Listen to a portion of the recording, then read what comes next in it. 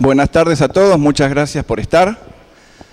Yo me acuerdo que en el año 95, cuando empezamos con Eduardo, acá a mi izquierda, a hablar sobre el tema de responsabilidad profesional, nos ponían los domingos a las 9 de la mañana en la programación.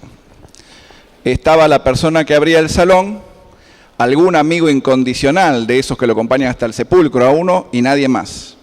¿Sí? Ha pasado tiempo y pasando por los salones vemos que estamos bastante concurridos en relación a otros. Como diría Jorge Luis, no sé si será el amor, quizás sea el espanto, digamos, el que nos une. Pero aquí estamos, hablando de situaciones de responsabilidad profesional y tratando de compartir con ustedes en esta primera actividad de unas tantas que vamos a estar en este 29º Congreso de APSA, por primera vez acá en el provincial. Contentos de estar acompañados por ustedes y dispuestos a escuchar, a responder lo que podamos y a compartir las experiencias mutuas. Estos son tiempos particularmente difíciles para el ejercicio de la profesión médica en general, para el ejercicio de la práctica en salud mental en particular.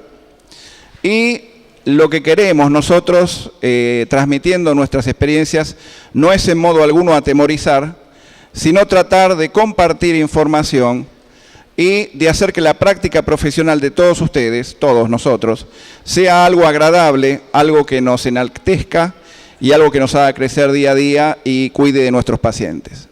En esta oportunidad estamos acompañados por un gran amigo argentino que ha hecho todo un periplo por el exterior trabajando y que actualmente es amigo de Robin Hood, le digo yo, porque trabaja en Nottingham, cerca de los bosques de Sherwood, de donde era la historia famosa de Robin Hood y sus amigos, que es Daniel Moldaski aquí a mi derecha, con el cual vamos también a compartir sus experiencias. Entonces, la idea es empezar, sin más vueltas, esta primera actividad en mi situación es de 10 actividades que voy a tener con Eduardo, con Daniel también vamos a compartir algunas de ellas, y queremos también escucharlos y compartir tanto acá como después de la actividad información, datos y cosas que quieran comentar.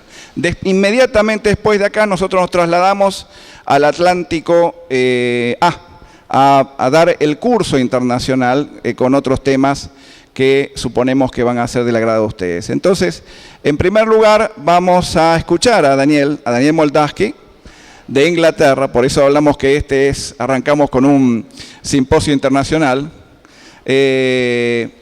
Estos son algunos datos narcisísticos míos, después los compartimos en otra oportunidad.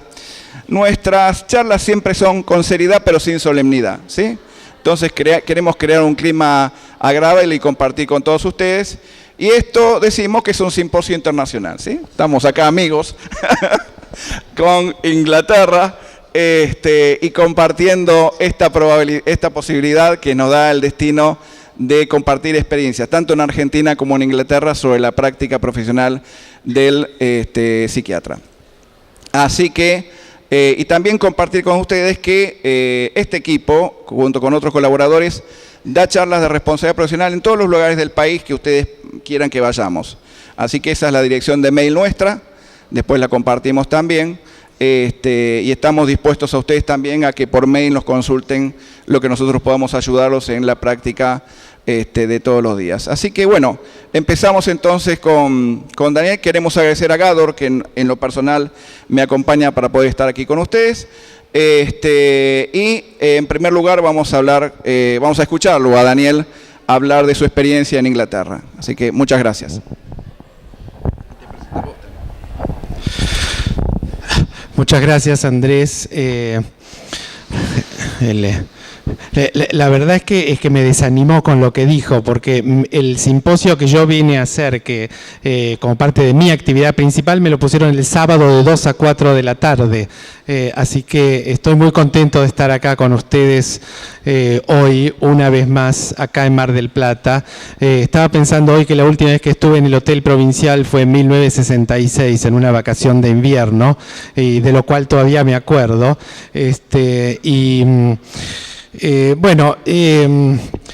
Como ustedes saben, este no es el mejor momento para las relaciones entre el Reino Unido y nuestro país, así que por lo menos si con mi charla hago algo para mejorar esa complicación, voy a estar conforme. Lamentablemente yo para este simposio no pude preparar una presentación en PowerPoint, así que voy a presentarles una narrativa sobre uno o dos de los temas que Andrés me pidió.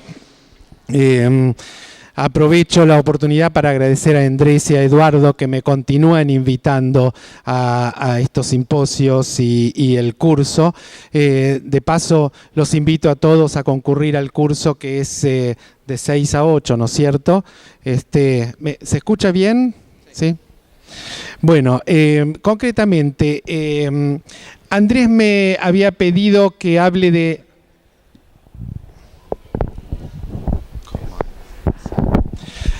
Ahí está, gracias. Andrés me había pedido que hable de 3 temas. Uno era estándares de prevención del suicidio. El otro tema era internaciones involuntarias en el Reino Unido y qué pasa con una internación involuntaria en relación con la posición del familiar del enfermo. Y el tercer tema era cómo está el tema de las demandas a médicos en el Reino Unido. Yo voy a dejar de lado el segundo tema porque es un tema en sí mismo y requiere un enfoque especial. Yo, a diferencia de los colegas Andrés y Eduardo, yo no soy un médico que tenga podría decir, una formación especial en la parte de médico legal. En Inglaterra trabajamos en el sistema público. La medicina privada es totalmente accesoria, minoritaria o en algunos aspectos diría casi inexistente. Y los médicos que llegamos a un cierto grado de jerarquización estamos a cargo de un área geográfica. Efectivamente, yo tengo a cargo el área geográfica que se llama Sherwood, que es realmente de donde era Robin Hood, o sea que no es un chiste, es verdad. Es un área que tiene un alto índice de deprivación socioeconómica para el estándar europeo, con todo lo que eso implica: drogas, alcoholismo, fundamentalmente desocupación y exclusión social. Y concretamente yo tengo a cargo 7 centros de atención primaria. Cada centro de atención primaria tiene entre 3 y 6 médicos generalistas que son la puerta de entrada al sistema. El área tiene aproximadamente 29.000 habitantes en edad adulta de 18 a 65 que están de alguna manera cubiertos por los servicios que yo dirijo en la parte médica, ¿ok? En la parte médica. Ahora, voy a hacer una referencia humorística y aclaro de antemano que es una referencia humorística para que Andrés no se enoje. Porque Andrés me pidió que yo hable de las demandas a médicos en relación con el tema de prevención del suicidio. Y yo no sé, mi referencia es esta, Andrés. Desde que vos me invitás a... yo era un muchacho del barrio de Once cuando trabajé acá en la Argentina. En el año 1990 me fui de la Argentina a Israel, en donde trabajé 14 años y medio. Hice mi residencia médica de nuevo. Me recibí de especialista en Israel, trabajé en Israel hasta que en el 2004 me fui a Inglaterra. Ahora, ¿qué pasa? Yo hasta que no venía a estos simposios no tenía ningún problema médico legal. Andrés me empieza a invitar a los simposios, creo que en el año 2000, no me acuerdo si 2008 o 2010, y yo me empiezo a llenar de problemas médico legales. Entonces, no, es que es en serio, Andrés. En un momento llegué a pensar que era Andrés el que causaba los problemas, que lo hacía a propósito, porque yo vengo a estos simposios y a su curso y realmente aprendo mucho, así como aprendí mucho del libro de Eduardo, que Eduardo me entregó el año pasado. Ahora, la parte no humorística es la siguiente. Lo que dije es verdad, lo que voy a decir ahora es, yo creo, mi explicación. Yo estoy en una posición en la que tengo responsabilidad poblacional. ¿Ok? Cualquier persona que tenga algún contacto con el sistema de salud mental, en el cual la parte médica está a mi cargo y que hace un acto de un intento de suicidio o un suicidio consumado, bueno, ahí yo estoy investigado hasta en una intensidad de la cual no se pueden imaginar. Yo les voy a contar un poco cómo funciona el sistema de la investigación interna y externa. Es muy distinto probablemente de la realidad que viven ustedes, porque en Argentina se trabaja fundamentalmente en una combinación de sistema público y privado. Si en algo puedo serles útil, bueno, desde ya me voy a quedar contento. Espero que algo pueda serles útil o algún punto de referencia. En Inglaterra, bueno, como ustedes saben, Gran Bretaña está dividido en 4 naciones, ¿no es cierto? Inglaterra, Gales, Escocia e Irlanda del Norte. Escocia tiene planteado en septiembre de este año un referéndum porque se quiere independizar. Nos vamos a quedar solo Inglaterra, Gales e Irlanda del Norte. Yo lo que voy a hablar ahora se refiere a Inglaterra. No estoy hablando de las otras 3 naciones. Inglaterra tiene un plan de políticas de salud mental que se diseñan y se examinan y renuevan cada 10 años. En el año 2000, exactamente en el año 2000, la política de salud mental inglesa estableció 5 áreas fundamentales que debían tener atención absolutamente prioritaria por los prestadores públicos de salud mental. Una de estas 5 áreas fundamentales era la prevención del suicidio. ¿Okay?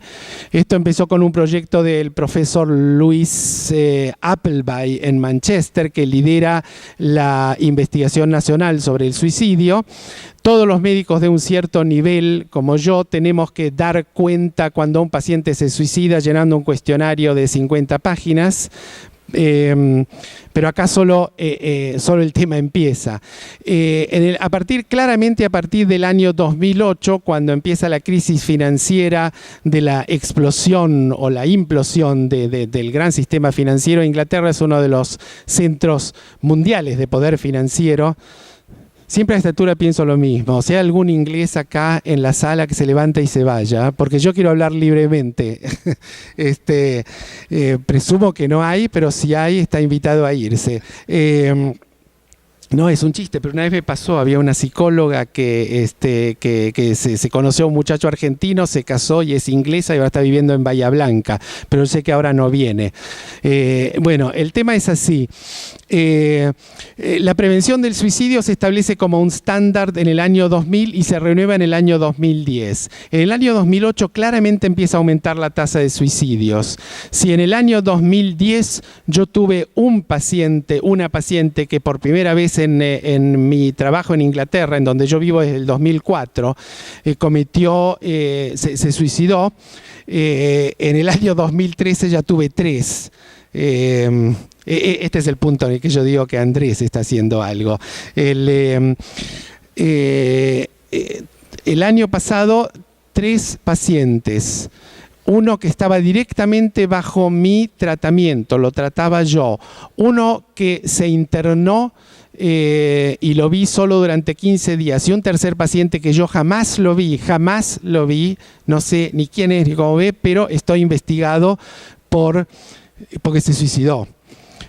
Básicamente los 3 casos eran distintos. El primer caso era un paciente que yo estoy viendo desde el año 2010 y que tenía un trastorno obsesivo compulsivo grave.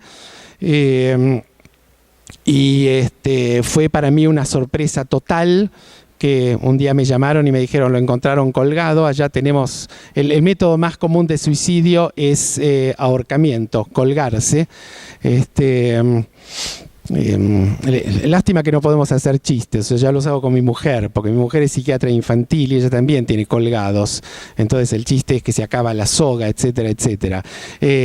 Son chistes que corren solo entre argentinos, lógicamente. El año pasado tuve 3 pacientes que se colgaron. Uno es este paciente, el otro es un paciente que yo nunca vi, pero que estoy investigado, y el tercero es un paciente que se internó luego de que se le interrumpieron los benefits, que son las asignaciones por enfermedad. Se los dejaron de pagar y se internó con un intento de suicidio, se externó y a los 6 días se colgó. Para darles una idea un poco del contexto, yo esto es algo que pensaba tocar de manera un poco más estructurada durante el curso, luego de este simposio. El contexto es un contexto de una zona de alta deprivación socioeconómica para el estándar europeo. El contexto es un contexto en donde la población está... en Inglaterra desde el año 1948 existe un seguro social muy fuerte.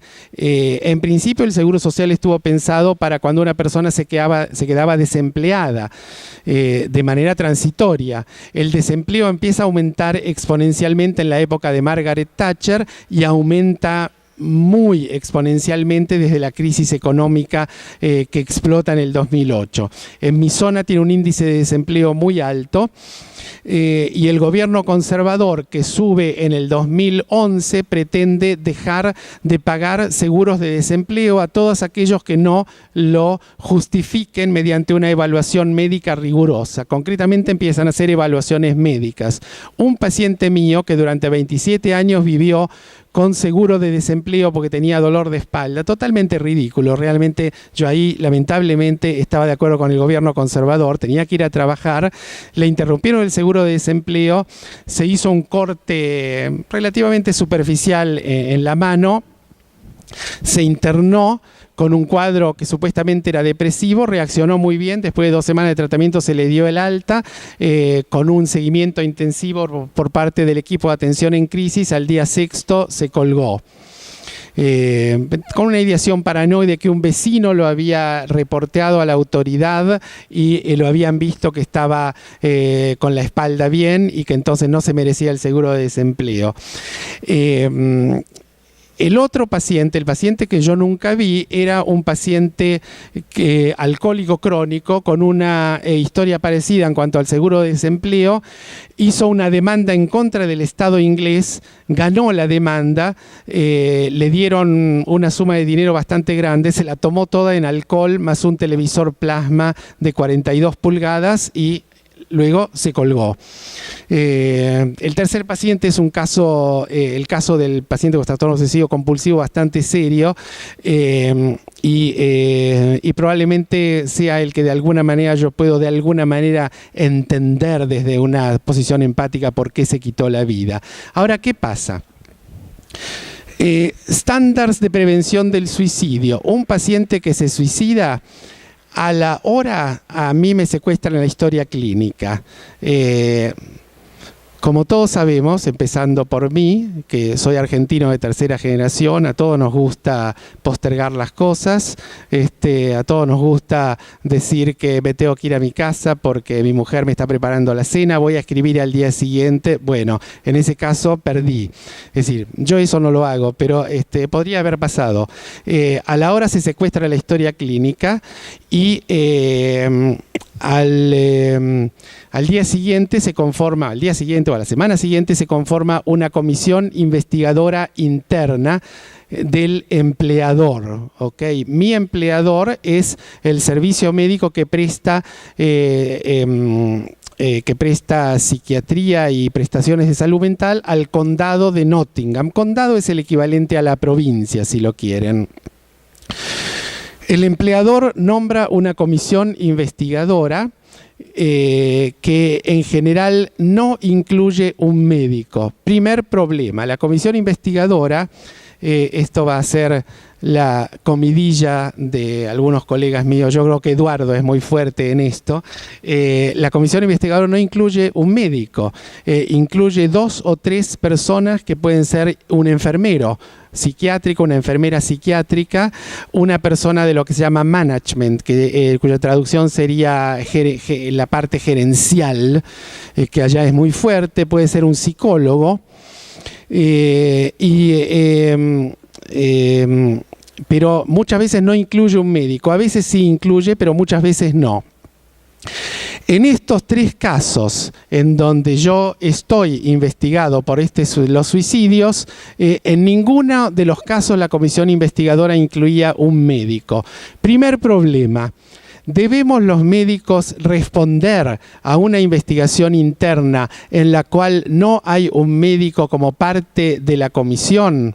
Yo evidentemente no debo ser muy valiente porque el año pasado un colega que en este momento está en Canadá, se fue a Canadá, un colega de origen hindú, muy buena persona, se negó a ser investigado por una comisión en la que no había un médico, por una cuestión jerárquica, profesional, creo que acá se llama de incumbencias. Me parece que yo no soy tan valiente, me avergüenzo de confesar, y fui investigado las 3 veces sin un médico. La investigación consiste en una investigación básicamente que es una entrevista en la cual se pregunta si el día tal escribiste tal cosa en la historia clínica y cómo estaba el paciente. La historia clínica se secuestra, se hace una fotocopia y cada miembro de los investigadores tiene una copia y pueden preguntar cualquier cosa. Básicamente, con el mejor tono de gentleman, como se dice, pero cualquier cosa, inclusive cosas que son complicadas y que de alguna manera uno se siente cuestionado. El empleador tiene una obligación interna por la parte de lo que se llama gerenciamiento de riesgos de investigar. Los resultados de esta comisión investigadora son confidenciales, a veces se discute con el investigado y a veces no. Los resultados de esta comisión investigadora que es interna, que es del empleador, repito, del empleador, pasan luego a un segundo nivel que es externo. Este segundo nivel externo es lo que se llama el coroner, que no sé cómo traducirlo. Es una persona que puede ser un médico forense o puede ser originariamente de la profesión legal, un abogado. El coroner anterior de Nottingham era un médico forense, pero la coroner se jubiló y ahora quien tenemos es una persona que es básicamente una abogada y que hace una audiencia pública, ¿ok? Hace una audiencia pública en donde invita a cualquiera, puede ir. En general van las personas que ella invita, que son fundamentalmente digamos, miembros de mi equipo y yo mismo, pero está invitada también los familiares del paciente que pueden entonces cuestionar públicamente, pueden ir periodistas, puede ir cualquiera. Puede ir Andrés, estaba por decir, sí. A ver si podés, Andrés, sí, me ayudás un poco porque el caso del paciente obsesivo compulsivo es complicado. Entonces, hasta ahí yo no necesito hacer nada con la sociedad de protección médica con la cual yo pago un seguro y estoy asegurado. Cada médico tiene digamos, no es una obligación, ¿cómo se dice?, estatutaria, pero es de buena práctica afiliarse a una sociedad de protección médica donde pagás una suma grande por año y en caso que tengas un problema, la sociedad médica tiene la obligación de defenderte. Hay 2 sociedades médicas en toda Gran Bretaña, una es la Medical Protection Society y otra es la Medical Defense Union. El empleador, uno tiene indemnity, uno tiene cobertura del empleador hasta una cierta cantidad de dinero. Si la familia de la persona que se suicidó hace una demanda civil o eventualmente criminal que supera la suma que el empleador está dispuesto a protegerte, entonces bueno, ahí entra la sociedad de protección médica.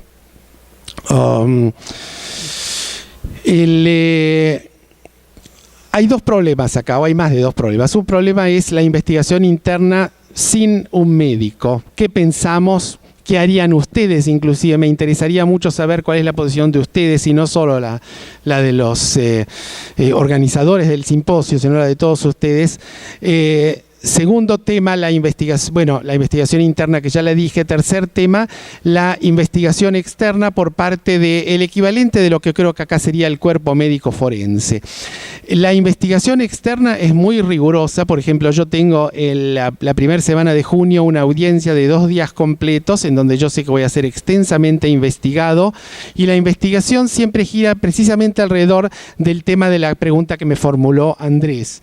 Si existen estándares de lo que un médico tiene que hacer para prevenir un resultado indeseable, sos investigado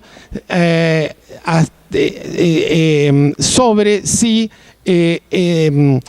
tu práctica cumplía esos estándares, ¿ok? Por ejemplo, si el paciente tenía un trastorno obsesivo compulsivo, si estaba medicado con los medicamentos que están aprobados para uso en el trastorno obsesivo compulsivo, si el paciente presentó algún tipo de ideación suicida, ¿qué hiciste con respecto a la urgencia? Si lo derivaste al equipo de atención en urgencias, al equipo de atención en crisis, si lo veías al paciente más seguido, si el paciente presentó una intercurrencia psiquiátrica o médica, si actuaste de manera acorde a lo que se espera, etcétera, etcétera, etcétera. Como en Inglaterra muchas cosas están estandarizadas en guías clínicas y en protocolos, fundamentalmente uno es investigado sobre hasta qué punto la práctica de uno está de acuerdo con esos estándares. Entonces, bueno, ¿sí? ¿Tiempo? 5 minutos. Bueno, yo quería además mencionar otro tema, que es el tema de un paciente que yo no vi nunca. Un paciente que yo no vi nunca, el que se gastó el dinero en alcohol y en el televisor plasma, se suicidó. Este paciente lo habían visto residentes míos que trabajaron conmigo desde el año 2008, pero personalmente yo nunca lo había visto, ¿ok? Pero, sin embargo, la investigación interna se me hace a mí y la investigación externa también se me hace a mí. Y yo voy a ser preguntado, cuestionado, inquired, como se dice en inglés, investigado extensamente. Es un paciente que yo nunca vi. ¿Qué posición sostiene uno ante esto? ¿Por qué me llaman a mí? Porque los residentes son residentes míos que estaban tratando el paciente teóricamente bajo mi supervisión. Por suerte, una residente inteligente que en un momento escribió una carta muy pesada diciendo que el paciente tenía que atenderse por su problema de adicción al alcohol, lo derivó al servicio de alcoholismo, el paciente no fue nunca, y por suerte le escribió incluso una carta al paciente diciéndole más o menos: vos sos un borracho, tenés que ir a tratarte. No de esta manera, por supuesto, pero en estilo inglés. Si no hubiera estado esa carta, yo no sé si el año que viene puedo venir a este simposio o tienen que venir ustedes a visitarme a mí, a llevarme, claro, fish and chips, como dice acá Andrés. De alguna manera esa carta justifica que el alcoholismo de este paciente se había diagnosticado, que el problema no era un trastorno depresivo o de ansiedad o cualquiera, sino que y que el problema se había diagnosticado. Bueno, si el paciente no fue, es problema de él. Yo igual hasta ahora no sé lo que va a pasar. Tema que yo me cuestiono acá. ¿Cuánto de, yo diría inclusive de lógico, de racional o incluso de ético es ser investigado por un paciente que uno nunca vio? Pero en el sistema público, como yo tengo responsabilidad poblacional, volviendo a ese concepto, y cualquier persona que se atienda en el sistema público, que es el 99% del sistema médico inglés, pasa automáticamente a estar bajo mi responsabilidad. ¿Cuánto de responsabilidad efectiva, cuánto de dar cuenta puedo yo sobre ese caso? Creo que muchas veces hablamos o por lo menos hablábamos cuando yo estaba en la Argentina, yo me fui hace mucho, en 1989, queremos un sistema de medicina socializada, queremos que el Estado se haga cargo. Bueno, estas son las cosas que ocurren cuando tenemos un sistema de medicina socializada y el Estado se hace cargo. De alguna manera estamos más protegidos, pero de alguna manera también estamos más potencialmente expuestos. Todo evento no deseado que acontezca en el área mía con algún paciente que alguna vez tuvo un contacto con los servicios de salud mental, de alguna manera yo, por mi alta jerarquía en el sistema médico, paso a ser responsable. Esto tiene que ver con el concepto de que en inglés se llama liability, que todos los años busco una traducción y nunca estoy conforme con la traducción.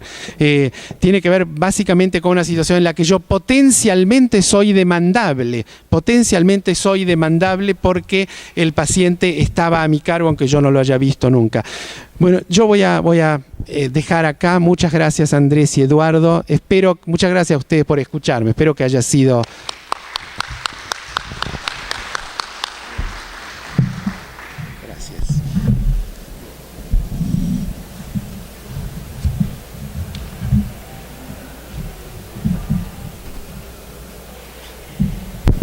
Hola, hola. Hola, ¿tenemos? Sí, se escucha.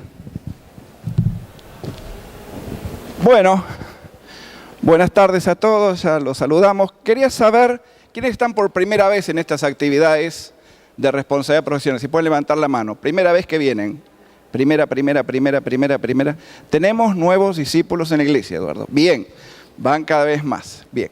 La idea en esto es, continuando lo que dijo acá el profesor Moldaski, tratar de transmitirles a ustedes algunos temas sobre responsabilidad profesional, y cada año tratamos de renovarnos y cada año tratamos de traer cosas nuevas.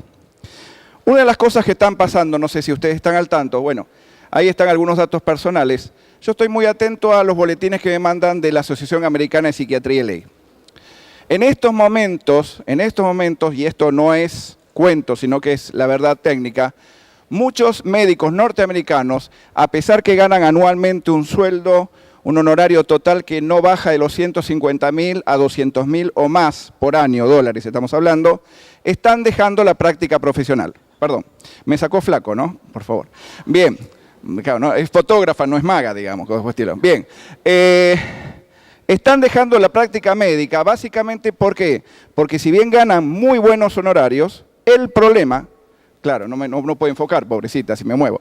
El problema radica en que un juicio de responsabilidad puede costarles millones de dólares. Con lo cual, con un solo juicio pierden el patrimonio de sus vidas y encima quedan endeudados. Con lo cual venden autos, pochoclo o lo que sea, pero se dedican a cualquier otra cosa menos a la práctica médica. Esto que está pasando en Estados Unidos va a llegar a la Argentina en una proporción mucho más importante de lo que existe ahora. Y no va a haber compañía de seguros que los cubra de esta situación. No quiero ser un profeta del apocalipsis, simplemente estoy diciendo lo que pasa y lo que puede venir. Entonces, la idea con Eduardo, con Daniel, es prevenir que ustedes tengan una demanda, no qué hacemos cuando vino la demanda.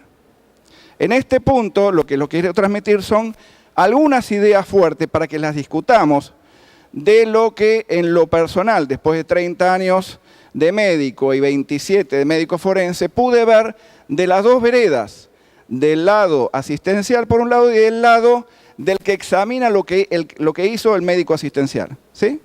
Entonces uno ve cosas que se les paran los pelos de punta cuando ve lo que hacen los colegas.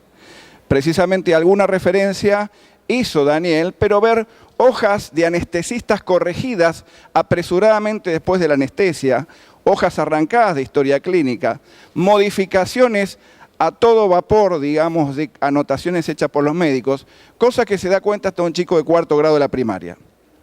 Para evitar estas desgracias, ¿sí?, la idea es algunas pautas que yo le quiero transmitir a ustedes y que tienen que ver con la máxima preocupación, y que es cómo fue que ¿Cómo es que empieza el juicio contra médicos en Argentina? ¿Y por qué en la década que va, del 2000 al 2010, creció un 57% la demanda contra todos los médicos y todas las especialidades, cuando en rigor el nivel de las condenas sigue estando en un 3 a un 4% del total? ¿Cómo es que los médicos favorecemos la industria del juicio? Nosotros le damos de comer al abogado. Es más, cada 3 de diciembre deberían recibir ustedes millones de regalos de todos los abogados de la Argentina por cómo nosotros les proveemos de material para que ellos se llenen de plata gracias a nuestra estupidez. Me incluyo, ¿sí? Entonces, la idea de esto, hablar con seriedad pero sin solemnidad, hablamos del simposio y hablamos de que vamos a todos lados y esto queremos compartir. Y agradecemos a Gador que nos acompañe en estas actividades de responsabilidad profesional, es empezar con esto.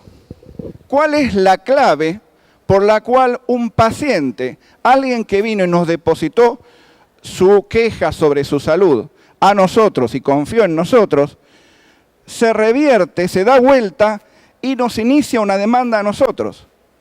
¿Se entiende el concepto? Porque a veces lo pasamos muy rápidamente. Alguien que confió, que buscó en un listado o vino por referencias o por lo que fuera, pero en algún momento tuvo una esperanza, vieron alguna posibilidad de estar mejor y pensaron, este tipo a mí me va a ayudar, en lo que sea, ¿sí? ¿Cómo a esa persona en la que yo confié, el día de mañana le hago un juicio? Lo que implica hacer un juicio, yo no sé si ustedes estuvieron alguna vez metidos en lo que implica un juicio. Un juicio en la Argentina, y hablamos del lugar donde se trabaja más rápido a nivel de justicia en la República Argentina, que es la capital federal, ¿sí? Lleva como mínimo 6 años, 6 años. En esos 6 años tenés que tener un abogado, pagarle a ese abogado seguido mucha plata para que lleve a juicio a ese médico en el campo de lo civil. En el campo de lo penal generalmente no va a pasar absolutamente nada, salvo que sea una cosa muy flagrante. En el campo civil puede haber un resarcimiento económico. Pero el desgaste de uno como persona en ese tiempo, como paciente, es absolutamente indescriptible. ¿Cómo una persona se somete a esa licuadora? Todavía al día de hoy, después de tantos años de justicia, me cuesta creerlo. Tanta bronca y tanta pasión por hacerle juicio a ese médico, ¿sí? Porque al mismo tiempo el médico también tiene un abogado que lo está tratando de defender, y tanto paciente como médico pierden mucha plata. El único que gana son los abogados. Por eso planteo esta cuestión de este dilema macabro o kafkiano que se plantea en esta cuestión de la demanda contra médicos. La clave, lo que yo he visto en todos los expedientes, es que lo que falla en algún momento es la relación médico-paciente. Y por eso quiero revisarla con ustedes en este punto. Y la pregunta es, ¿qué deberíamos actualizar en nuestra relación como psiquiatras con nuestros pacientes? ¿Sí? Por ejemplo, ¿cómo empezar y cómo terminar una relación terapéutica? ¿Todos tienen claro eso? ¿Cómo debería empezar y cómo debería terminar? Pregunto, ¿todos lo tienen claro, sí? ¿O no? No. Acá hay uno valiente que me dice que no. Creo que más de uno diría que no. Porque hay detalles que quiero revisar con ustedes que deberían tenerse en cuenta sobre cosas que pueden generar una relación terapéutica y cosas que mal terminadas pueden dar pie a una situación de demanda cuando uno pensó que la relación terminó. Y ahí vamos. Bueno, para empezar a deprimirlos, ¿sí? Pero el laboratorio que me acompaña tiene buenos productos para depresión, ¿sí? Así que eso los verán después en el stand. Acá hay algo que es básico, que es el fundamento legal de nuestro ejercicio profesional. Yo no sé si todos lo saben, pero esto es: no se equipara, y no se depriman, por eso digo, a albañiles, plomeros, electricistas y demás personas con las que podemos contratar privadamente por un servicio. ¿Por qué? Porque se llama contrato de locación de servicios. Es precisamente, como dice el Código Civil, un contrato consensual, quiere decir que no es escrito muchas veces, y que, aunque el servicio pudiese ser hecho en cosas que una de las partes debe entregar. Tiene lugar cuando una de las partes se obliga a prestar un servicio y la otra a pagar ese servicio en dinero. ¿Sí? Este es el fundamento técnico legal por el cual nosotros durante 10 años, después que terminamos de ver a ese paciente, de la última consulta, podemos ser demandados. Esta es la razón por la cual siempre les pedimos guarden las historias clínicas durante 10 años, especialmente el doctor Spector en todas sus alocuciones, ¿sí? La pregunta es, ¿qué se espera del rol del psiquiatra? Uno dice, bueno, yo trabajo en mi consultorio, nadie me controla. Equivocado, error. Todo nuestro accionar está supervisado legalmente desde algún lugar. Y si hay algún apartamiento de este rol profesional, nosotros vamos a tener que responder. Me encanta la lucha que hay con la puerta del auditorio. De que empezamos, están peleando a ver si se cierra, si se queda cerrada y todo ese tipo de cosas. Es divertidísimo. Bien. Bueno, de nosotros se espera empatía. Vale decir, viene un paciente y se espera que nosotros adoptemos una posición empática de comprensión y de escucha de lo que está pasando. No que estemos absolutamente en otra. Ustedes dirán, este tipo está diciendo pavadas, digamos. Es posible que yo diga pavadas, pero es posible también, cada vez me horrorizo por cosas que escucho de otros pacientes y de otros profesionales que pasan en los consultorios. Una posición empática es lo mínimo que se espera cuando un paciente viene a vernos. Por supuesto, confianza. Para que un paciente cuente cosas propias a un extraño de su vida y precisamente no las más alegres, tiene que depositar y nosotros generar una atmósfera que permita que esa persona se abra y cuente lo que le pasa. Por supuesto, estricta confidencialidad. Otra vez, esto es obvio, claro que es obvio, pero resulta que no todos los colegas en el campo de la salud mental tienen claro que el secreto profesional dura hasta la muerte de uno, no hasta la muerte del paciente. Sobrevive a la muerte del paciente. Y esto a veces falla y genera problemas y complicaciones. Y obviamente no adoptar doble vínculo.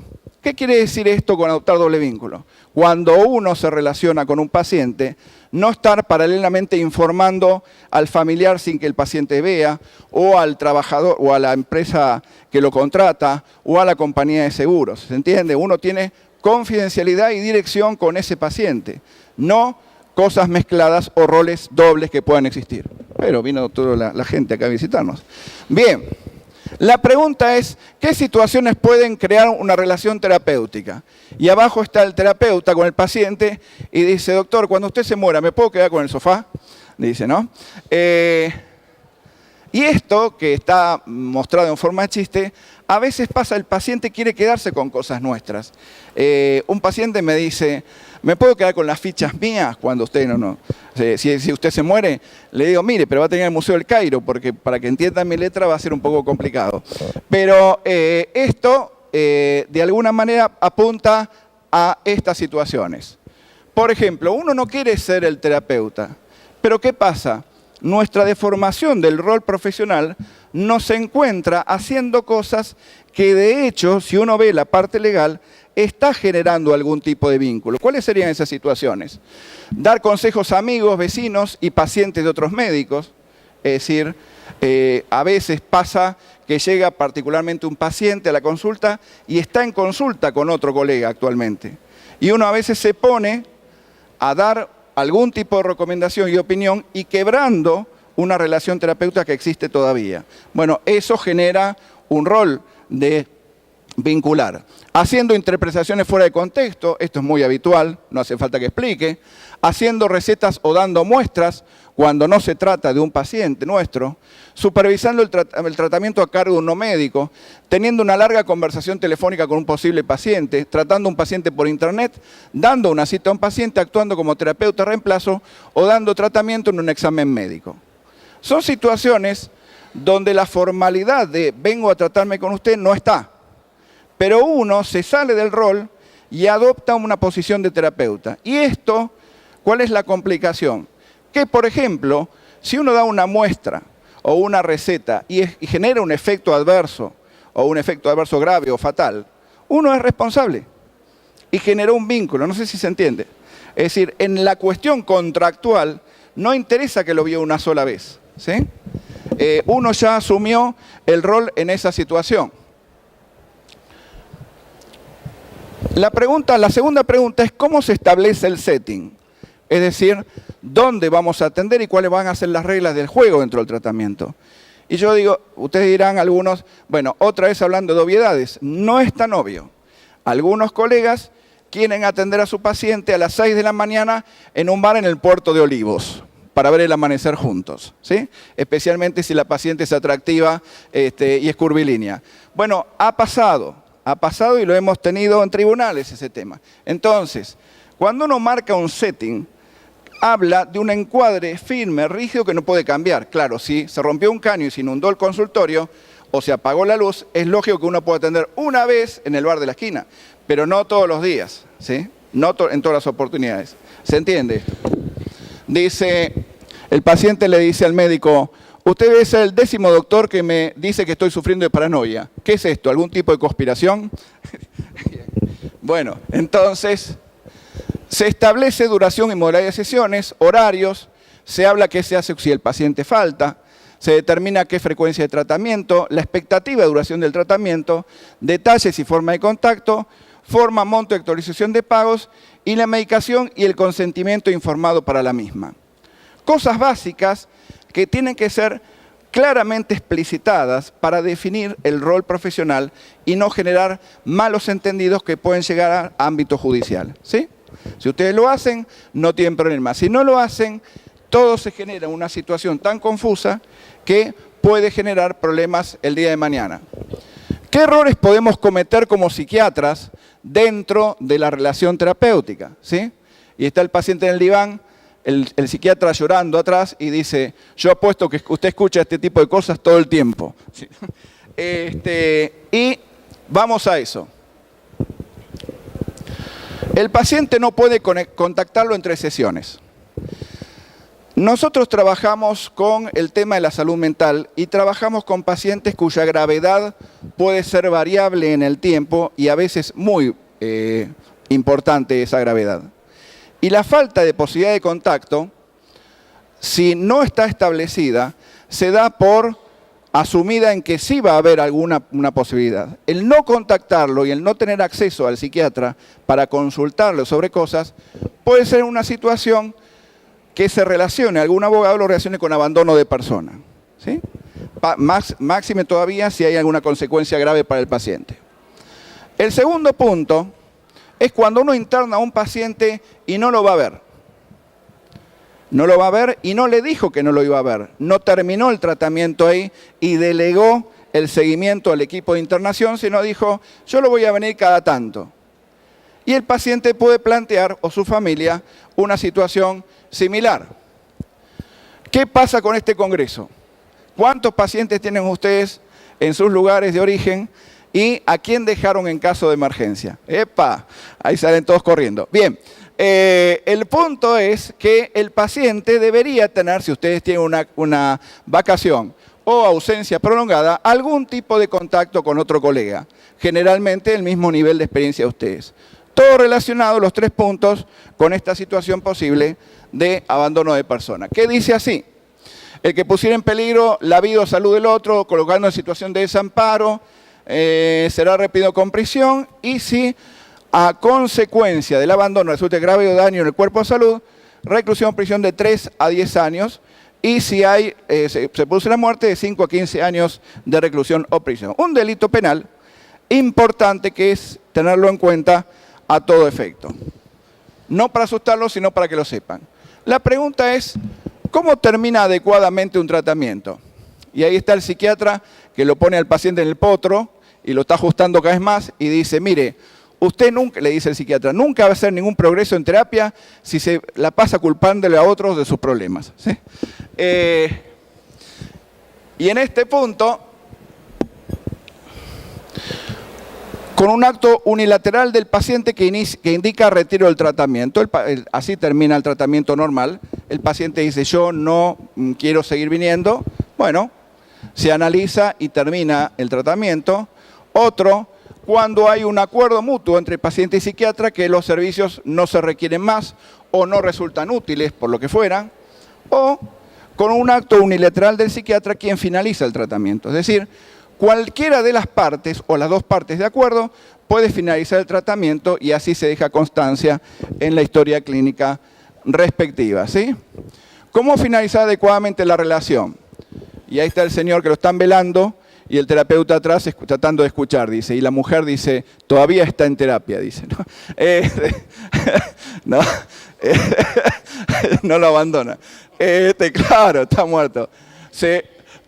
Claro, se avisa al paciente con razonable anticipación y explicaciones del caso. Uno puede decidir, por lo que fuera en la vida de uno, no seguir atendiendo o no seguir atendiendo a ese paciente en particular. Entonces, le plantea eso. Se ayuda al paciente para encontrar a otro psiquiatra y se produce un resumen de la historia clínica e información para el psiquiatra que continúe la asistencia. ¿Sí? Con eso, prolijito, está todo explicitado. Ahora, ¿qué pasa? ¿Cómo hace el paciente abandona? ¿En qué casos? Digamos, ¿no? Y ahí está, en una clínica de tratamiento de la paranoia, y dice, siéntese, ya van a venir por usted para agarrarlo, ¿no? Y están los dos aterrorizados. Y el paciente abandona si no paga sus honorarios. Y esto es importante. Si el paciente no paga y había un convenio previo en el contrato que dijimos al principio de pago, se terminó el tratamiento. ¿Por qué se terminó? Porque el señor no paga. Eso es una ruptura de la relación terapéutica, la relación contractual de la que hablamos al principio, ¿sí? Después hablamos de los detalles, pero si el paciente no está en una emergencia, uno tiene todo el derecho del mundo de terminar el tratamiento y decirle, yo no lo puedo atender más porque usted no me paga, ¿sí? Este es el planteo. El segundo, cuando el paciente no coopera con el tratamiento. Uno da indicaciones y el paciente no las cumple. Es otra finalización del tratamiento. Otra es cuando el paciente consulta sin preguntarle a uno con otro profesional. Ya es una clara ruptura también de la relación que no amerita, por más que el paciente pida disculpas y demás, no amerita continuar y les recomiendo que no sigan con un tratamiento en esas condiciones porque va a ir mal. Y cuarta, no cumple con sus citas. No viene o viene salteado, hace lo que quiere. Entonces, el setting no permite esto y si uno lo permite ya se desvirtúa el tratamiento y no les recomiendo tampoco que lo continúen. ¿Y el psiquiatra abandona en qué circunstancias? Dice, ahí está el paciente que quedó solo y dice, tengo un temor de abandono, dice, ¿no?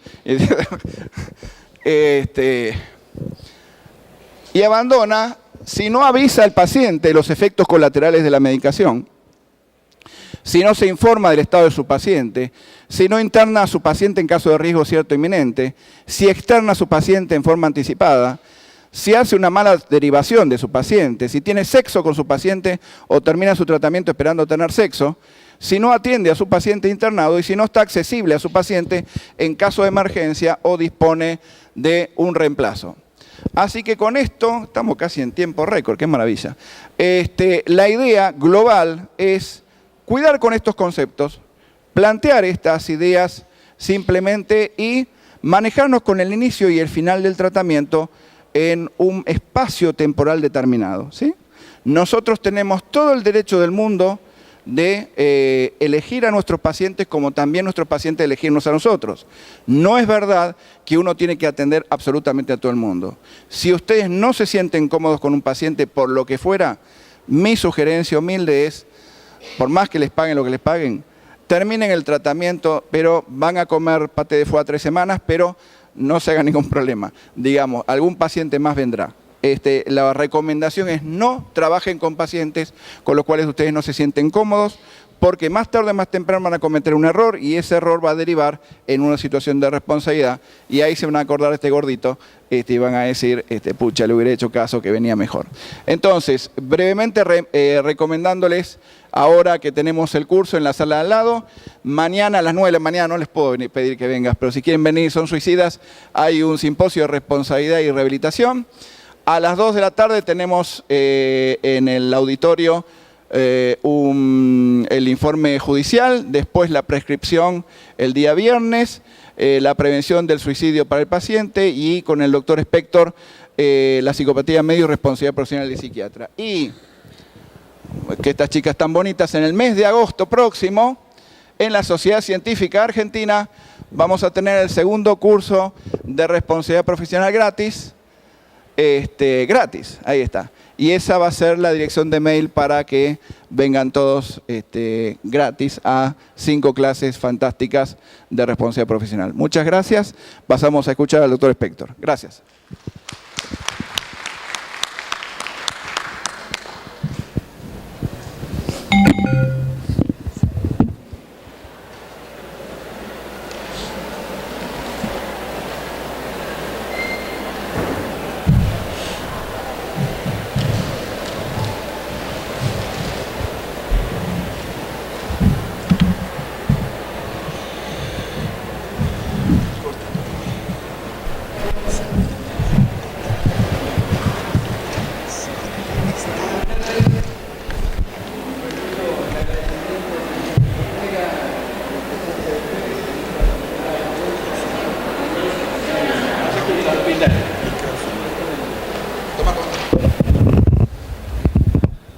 ¿Se escucha ahora?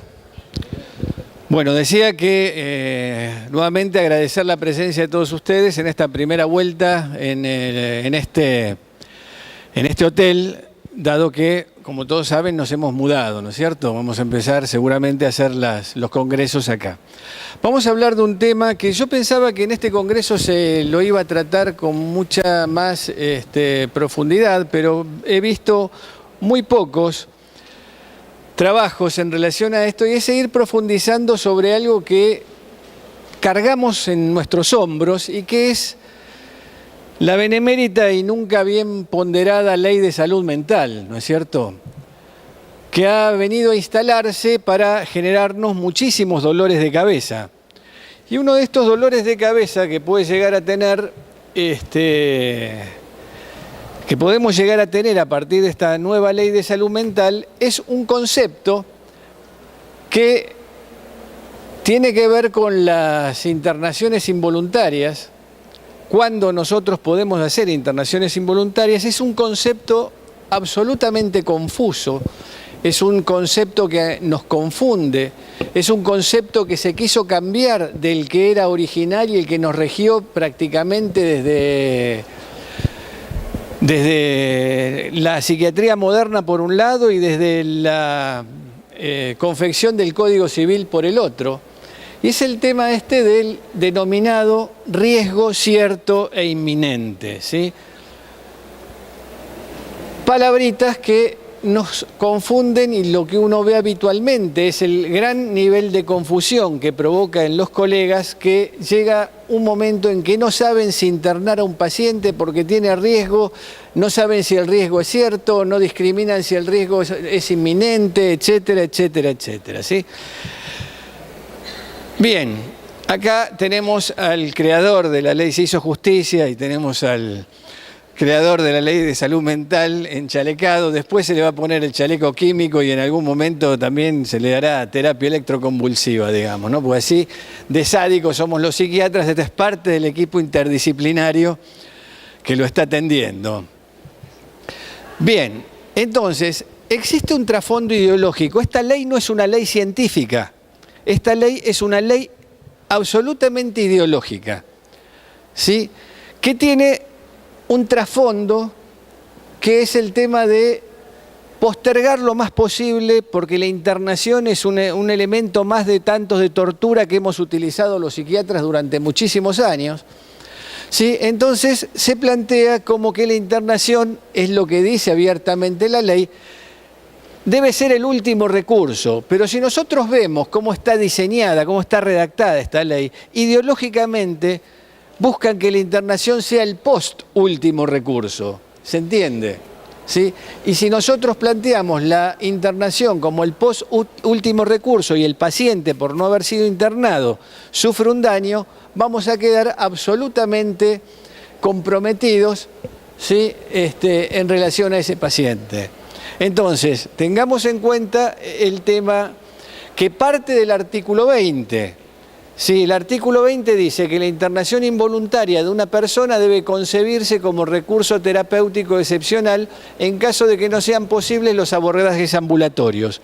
Y solo podrá realizarse cuando, a criterio del equipo de salud, mediaria situación de riesgo cierto e inminente, para sí o para terceros. Esta es la parte más importante del artículo. Entonces, fíjense que siempre nosotros partíamos del concepto de peligrosidad, que podemos llegar a acordar, más allá de que le busquemos sinonimia entre riesgo y peligrosidad, que la palabra peligrosidad podría tener alguna connotación de estigma para el paciente, ¿sí? No es lo mismo decir que un paciente está en riesgo a decir que un paciente es peligroso, ¿sí? En general, uno puede tomarlo de una manera estigmatizadora. Pero la vieja denominación hablaba de peligro para sí o para terceros. Sí, por decirlo de algún modo, el nombre era peligro sin ningún apellido agregado. No se hablaba de peligro cierto e inminente. Bastaba que el profesional pudiera llegar a diagnosticar una situación de peligro para sí o para terceros para que ahí fuera posible llevar adelante una internación psiquiátrica. Repito, no se hablaba de peligro cierto o inminente. Se quiso cambiar la denominación y se fue muchísimo más allá precisamente para poner obstáculos a la internación. Nosotros partimos de la base que en responsabilidad profesional, en mala práctica, digamos, los profesionales no vamos a tener intención de dañar al paciente. Pero si el paciente resulta dañado por algo que nosotros hicimos mal o por no haber hecho lo que debíamos hacer, aparece la figura de la culpa profesional, ¿sí? En este caso la culpa médica, ¿sí? Entonces, en la culpa médica hay intención ausente de generar un daño, pero ese daño no se previó y era objetivamente previsible. ¿Sí? Una cosa es que yo no pueda prever la existencia de un daño y otra cosa es que otro colega, un poco más idóneo que yo, sí lo pueda prever.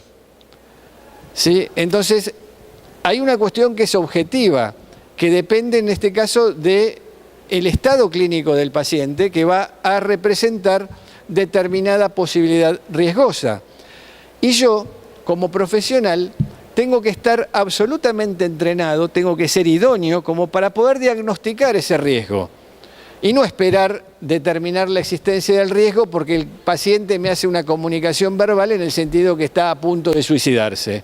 ¿Sí? Yo tengo que conocer profundamente elementos que tienen que ver con la semiología del riesgo suicida, que tienen que ver con los factores de riesgo suicida, que me permitan determinar si este paciente está en riesgo en ausencia de una declaración de este paciente en tal sentido, ¿correcto? Entonces, si yo no preví un daño que era objetivamente previsible y se generó ese daño, se concretó ese daño, yo acá se va a decir que actué con culpa. ¿Sí? ¿Por qué? Porque si yo hubiera actuado adecuadamente, el daño hubiera podido preverse. ¿Sí? Otra cuestión que puede suceder es que yo preví el daño, pero no llevé adelante las conductas profesionales necesarias como para evitar que ese daño se produzca. ¿Sí? En este caso, ¿qué pasó? Ya lo vamos a ver más adelante. Yo preví el daño, pero lo valoré mal. Pude diagnosticar que había riesgo, pero pensé, para mis adentros, no, este paciente, ¿qué se va a suicidar? ¿Sí? Y fíjense, repito que lo vamos a ver ahora más adelante, que acá yo estoy haciendo una valoración. Y la valoración es eminentemente subjetiva. Y es donde se ven más errores profesionales, por no valorar el riesgo de manera adecuada. ¿Sí? Muchos colegas, ante una situación de riesgo, lo diagnostican, pero descreen de la posibilidad de su concreción y no llevan adelante las medidas necesarias. Dentro de lo que es la culpa profesional, esta culpa es la denominada culpa con representación. Y en general hay culpa con representación cuando yo adopto una conducta imprudente. ¿Sí? Bien. Entonces, dentro de lo que es la situación de riesgo hay un aspecto, digamos, cognitivo. que es prever la posibilidad de ese riesgo. Y un aspecto volitivo-conductual, que es cuando yo adopto las medidas necesarias para prevenirlo o para evitarlo. Ambas cuestiones, o mejor dicho, para ambas cuestiones, como profesionales de la salud mental, estamos obligados a conocer y a llevar adelante. Dentro de lo que es el aspecto objetivo, va a depender en sí del daño. El daño puede ser previsible, puede ser imprevisible, pero además el daño puede ser evitable o puede ser inevitable. Si yo parto de un daño previsible que preví, pero que era un daño inevitable, por ejemplo, en un caso de fuerza mayor, yo estoy de guardia en una clínica y viene un paciente que se descompensa de golpes del calibre de esa puerta, me tira contra el rincón del consultorio, me saca la llave y se escapa. Ahí uno puede pensar que, si bien uno previó el riesgo, pero bueno, se convirtió en determinado momento en inevitable. Pero además, el riesgo previsible, si fue previsto y si el riesgo además era evitado y fue evitado, ahí no se va a generar culpa. Acá con estas palabras, previsible, imprevisible, evitable, inevitable, podemos hacer varias combinaciones que no me voy a extender por cuestiones de tiempo, ¿sí? Tengamos en cuenta otra cosa, porque a veces en las defensas de los profesionales se suele poner que el daño, o sea que el suicidio del paciente, por ejemplo, ha sido inesperado. Inesperado no es sinónimo de imprevisible, porque si yo soy un profesional idóneo y diagnostiqué el daño y lo preví, no es lo mismo que si yo soy un profesional no idóneo que no diagnostiqué un daño que era previsible y cuando aconteció, por supuesto que me agarra inesperadamente. ¿Se entiende? Entonces, que yo no espere no quiere decir que el daño era imprevisible. Y a veces se pone como sinónimo, uno ve que en las defensas los abogados utilizan esta palabra, inesperado o impensado, como sinónimo de imprevisto, ¿sí? Y no es así. No es sinónimo de imprevisible. Entonces, en la culpa hay un error de conducta que no lo hubiera cometido una persona prudente y cuidadosa, ¿sí? No existe intención de dañar, pero hay desidia, ligereza, descuido, temeridad o apartamiento de las reglas consagradas por la ciencia médica actualizada, ¿sí? La causalidad jurídica, tengamos en cuenta esto, que la causalidad jurídica va a descansar fundamentalmente en la previsibilidad real, presumida, de la evolución del daño. Si, repito esto, si el daño es previsible y yo no lo preví, voy a tener cuestionamientos, o puedo llegar a tener cuestionamientos legales, ¿sí? Entonces, la previsibilidad real presumida es un fundamento de la culpa profesional, quizá el fundamento más importante. Dentro de la culpa, ustedes saben que existen determinadas figuras que habrán escuchado hablar varias veces, que son la imprudencia, la impericia, la negligencia y el incumplimiento de las obligaciones del cargo, ¿sí? Si frente a la existencia del riesgo, yo lo enfrento sin necesidad, ahí cometo una conducta imprudente. ¿Cómo sería afrontarlo sin necesidad? Por ejemplo, hacer un diagnóstico de riesgo suicida y no llevar adelante las medidas preventivas por creer que el paciente es incapaz de llevar sus ideas al acto, ¿sí? Entonces ahí yo estoy enfrentando ese riesgo, estoy enfrentando ese peligro sin ninguna necesidad, ¿correcto? Otra cosa es que yo me levanté muy mal a la mañana, ¿sí? Me peleé con mi señora, entonces estoy pensando en eso y estoy atendiendo a un paciente, evaluando a un paciente absolutamente distraído y pensando en otra cosa. En ese caso yo no estoy enfrentando el riesgo debiéndolo hacer y ahí quedo incluido en una conducta negligente. Y si yo soy un chambón que nunca estudié como tenía que haber estudiado y desconozco cuestiones básicas ¿sí?, de la semiología del riesgo suicida, cuáles son los factores de riesgo, cuáles los más importantes, los menos importantes, yo ahí caigo en la conducta imperita. ¿Correcto? Bien, entonces yendo al riesgo, en medicina es algo absolutamente frecuente la posibilidad de fracasar o de la aparición de eventos adversos a partir de nuestra actividad profesional, ¿sí? Nosotros podemos producir daño con mayor frecuencia, gravedad, costo e incidencia que otras profesiones, ¿sí? Por lo tanto, tenemos que reconocer, esto lo ponemos siempre en todas nuestras charlas, que la medicina y la psiquiatría como especialidad médica lo es una profesión de riesgo. ¿Qué es riesgo? Sí, acá vamos a ver cómo, para mi gusto, la palabra riesgo cierto e inminente nos puede llevar a confusiones. Riesgo es probabilidad conocida de aparición de un daño, ¿sí?, o peligro de aparición de un resultado no deseado, y puede de alguna manera deducirse utilizando teorías matemáticas. Por ejemplo, ¿cuál es el riesgo que tengo que me aparezca el as en los dados? 1/6. Ahora, ¿qué pasa si yo no tengo conocimiento de cuántas caras tiene un dado? Ahí ya no tengo riesgo en sí, sino voy a tener incertidumbre. Y esto pasa muchísimas veces con la actividad médica. Si la patología de los pacientes y la posibilidad suicida es una de ellas, a nosotros nos puede generar incertidumbre, ¿sí?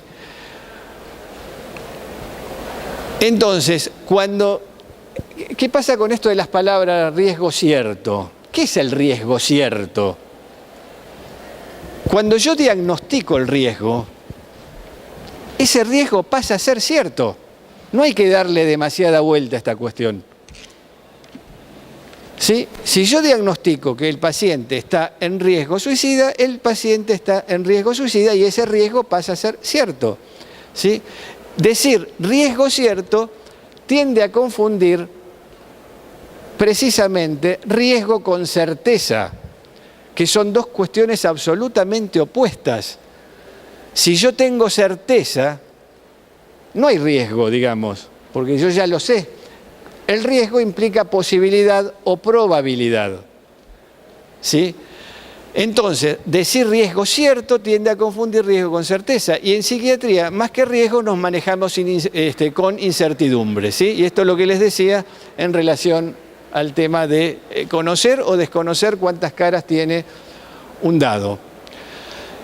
En la incertidumbre yo conozco el daño, pero es imposible conocer la probabilidad de aparición, ¿sí? Y siempre en medicina, toda estrategia terapéutica nos genera una cuota de incertidumbre importante. Y algo que debemos recordar muchas veces es que es el paciente, o en su defecto a partir de no estar en condiciones de hacerlo, carecer de discernimiento, intención y libertad, quienes tienen que decidir qué quantum de riesgo quieren correr son los familiares, ¿sí? Son los familiares los que de alguna manera van a elegir el quantum de riesgo a correr. Esta es una frase de William Osler, un médico canadiense, que dijo que la medicina es la ciencia de la incertidumbre y el arte de lo probable. ¿Cuáles son los factores que pueden hacernos que se nos escape, digamos, una situación de riesgo? Bueno, la fatiga, el burnout, la introducción de nuevas técnicas y procedimientos que yo desconozco, urgencia o emergencia, tiempo de internación y sobre todo el dogmatismo. Es increíble, pero existen profesionales que por el hecho de oponerse, de tener una postura ideológica sobre la internación psiquiátrica, desestiman los riesgos, ¿sí?, y tratan de no internar, ¿sí?, por una cuestión ideológica y no científica. Y entonces, ¿qué quiere decir la ley con riesgo cierto? Si ustedes leen atentamente, la ley en ninguno de los artículos aclara lo que quiere decir con riesgo cierto, ¿sí? ¿Es el riesgo diagnosticado? ¿Es la certeza de la aparición del resultado no deseado? ¿Se refiere solo al riesgo grave? Y esto, les repito lo que les dije hace un rato, todo riesgo diagnosticado debe ser considerado riesgo cierto. Entonces, no...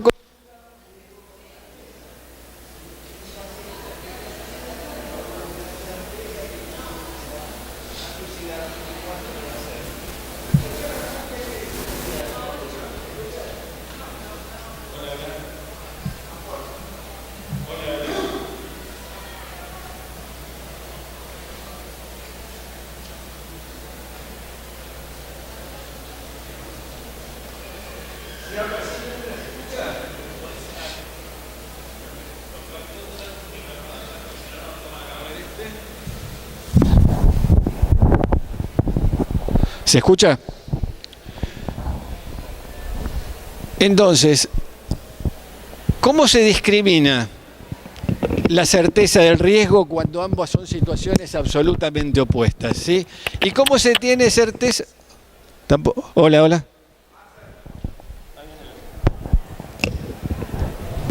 Hola, hola. ¿Sí? ¿Cómo se tiene certeza de lo que puede parar en una realidad que conocemos como rápidamente cambiante, como puede ser un paciente en situación de riesgo suicida? ¿Sí? Pero tengamos en cuenta que otra de las confusiones que podemos llegar a tener con la palabra riesgo cierto es a qué nos estamos refiriendo, si nos estamos refiriendo de cierto como la situación de riesgo o de cierta como la situación del suicidio en sí del paciente. Eso nunca voy a poder apreciar, nunca voy a poder tenerlo claro, ¿sí? Entonces, no puedo pensar que riesgo cierto va a ser solo en aquellas situaciones donde yo sé que en 5 o 10 minutos el paciente se suicida. Repito, riesgo tiene que ver con probabilidad. ¿Y a qué se refiere la ley como inminente? Por supuesto que tampoco se tomaron el trabajo de aclararlo. ¿Sí? ¿Qué es inminente? ¿Lo que va a ocurrir hoy? ¿Lo que va a ocurrir mañana? ¿Lo que va a ocurrir en qué momento?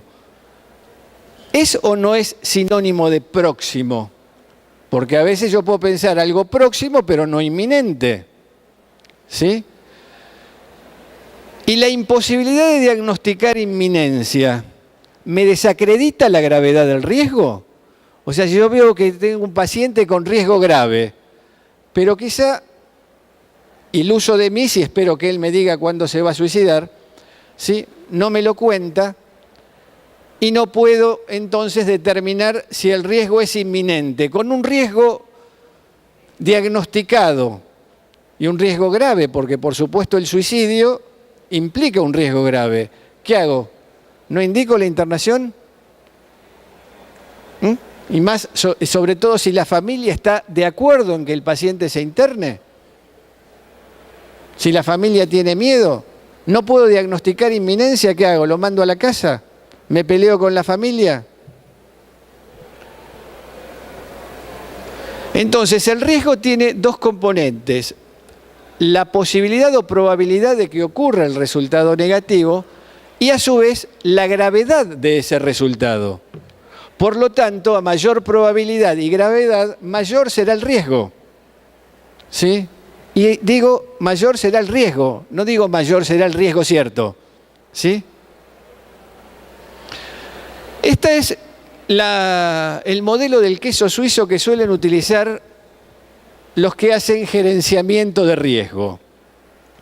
Ellos dicen que para que un riesgo se convierta en daño, tiene que haber una serie de circunstancias, una tras de otra, relacionadas entre sí, más o menos, que van a generar, ¿sí?, que del riesgo al daño se pase como por los agujeros del queso suizo.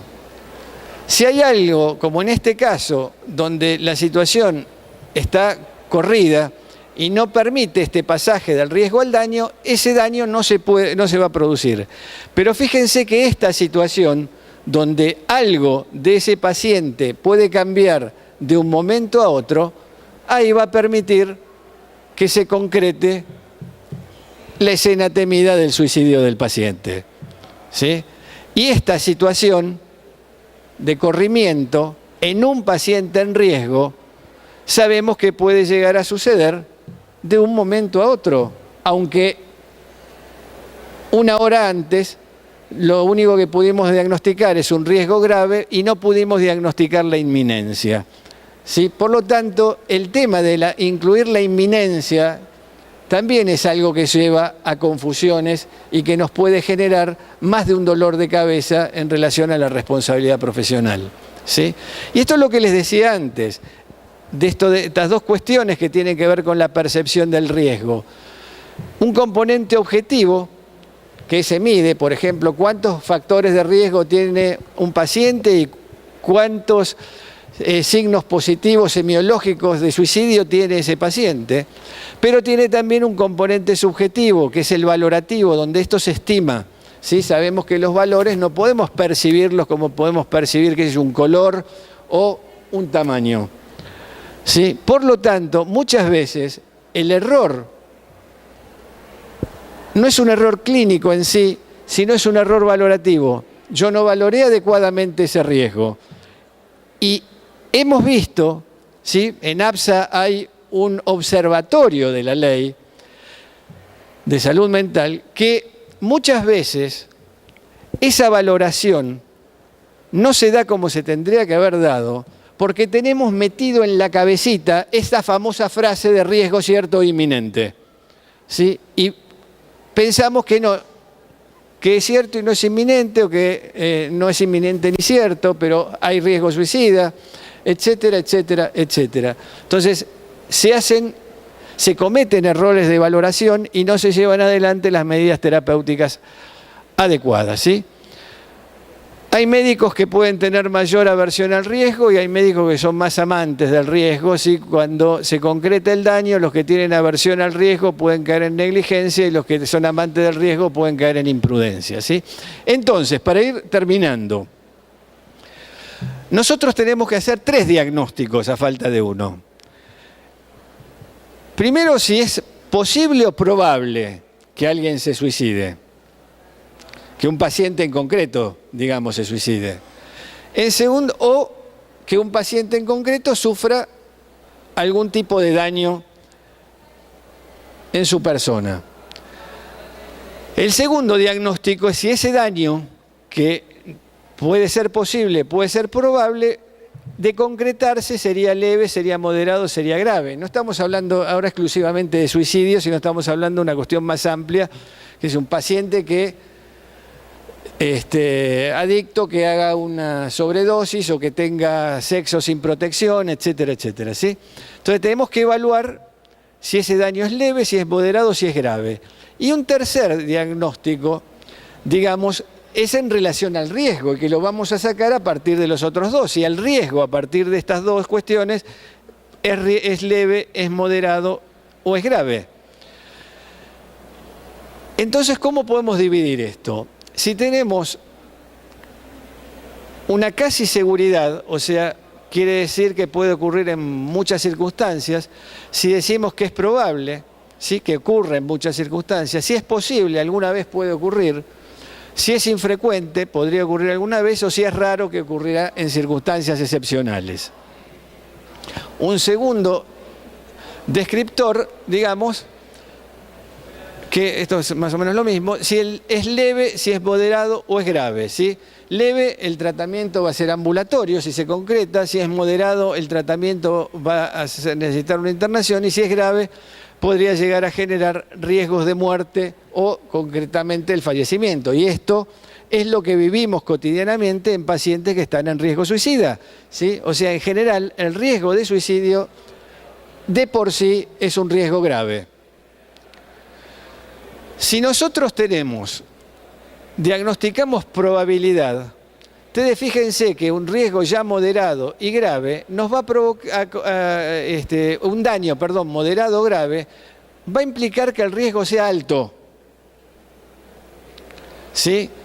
Si nosotros diagnosticamos posibilidad, un riesgo grave va a ser un riesgo medio.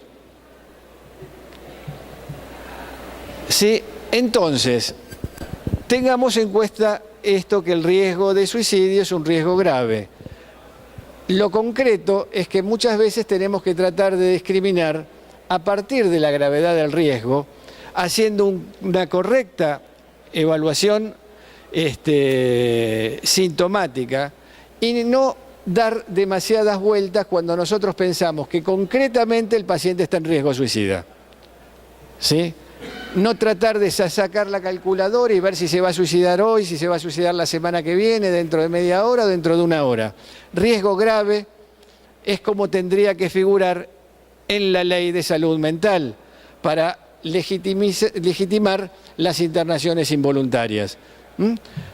Vuelvo a repetir, peligrosidad era a secas peligrosidad para sí o para terceros. Si le querían agregar apellido al nombre peligrosidad, bueno hubiera sido diagnosticar que se pudiera legitimar la internación involuntaria frente a un riesgo grave, ¿sí?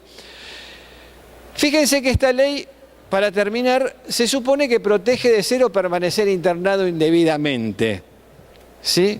Es una situación que podemos imaginar más si terminamos de ver, por ejemplo, Atrapado sin salida. ¿Sí? Pero es difícil de ser encontrada en la práctica. En general, yo, haciendo una búsqueda de jurisprudencia, no he encontrado ninguna que haya condenado a un profesional por llevar adelante una internación cuando no se podía discriminar claramente si el riesgo era grave, era moderado, ¿sí?, o era leve. Pero sí, los casos más frecuentes de mala praxis psiquiátricas que se están ventilando en nuestros tribunales, lo son por no internar o mantener internado a quien lo necesita y que el paciente sufre un daño a posteriori. ¿Sí? O sea, si yo no hay ninguno que por no haber diagnosticado riesgo cierto e inminente haya sido llevado a tribunales. Y hay numerosos casos de profesionales que sí fueron llevados a tribunales porque no internaron o no mantuvieron la internación cuando realmente era menester hacerlo y el paciente después sufrió un daño. En el caso que alguien hubiera sido mal internado, ya no había ninguna necesidad de modificar nada porque la ley 22914 lo hubiera detectado. ¿Sí? Y si el mecanismo anterior fallaba, bastaba con denunciar la situación en el expediente para lograr rápidamente la intervención del cuerpo médico forense.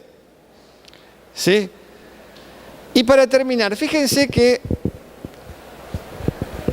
un fallo de Zaffaroni, Lorenzetti y Hayton.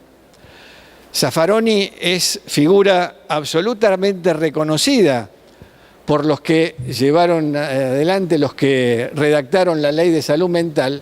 Fíjense lo que dice: la institucionalización de un paciente, cuando no medie de manera innegable un propósito terapéutico, debe interpretarse como un tratamiento arbitrario, una verdadera detención. Obvio, y de acá supongo que todos estamos de acuerdo, ¿sí? La internación debe tener exclusivamente un objetivo terapéutico. Es preciso señalar que solo resulta legítima una internación obligatoria si la conducta del paciente por su afección verificada como pasible de internación implica la posibilidad de daño a sí mismo o hacia terceros. Zaffaroni Dixit. ¿Sí?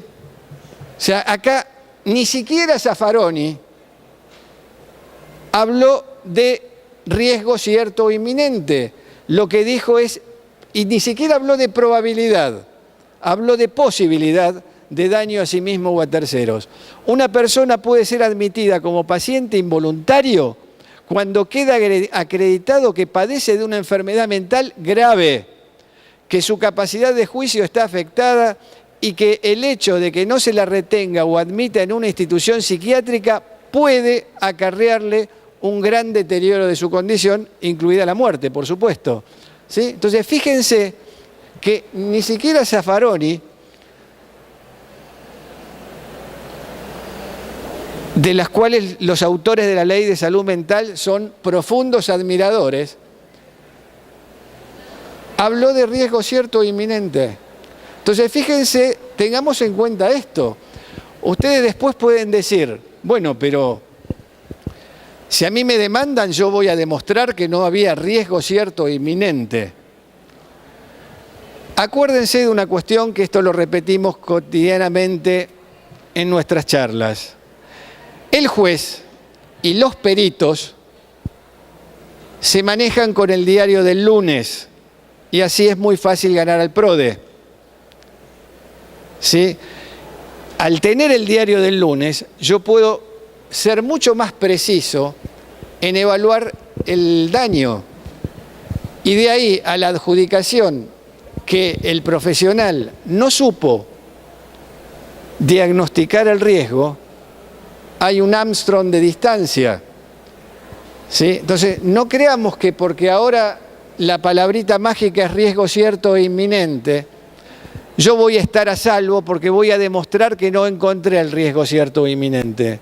Esto no es lo que está pasando y lo que se está viendo, repito, son una gran cantidad de juicios, una gran cantidad de situaciones otras que por ahí hasta ahora no han llegado a judicializarse, donde aparecen estos errores precisamente por esta poco feliz frase, riesgo cierto e inminente. Muchas gracias.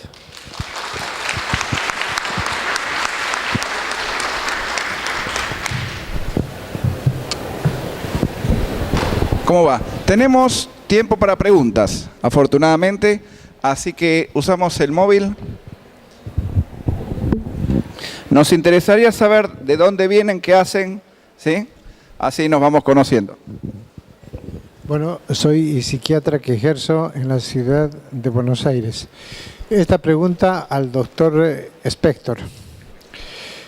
Quisiera saber si semiológicamente esto ya no está previamente bien delimitado.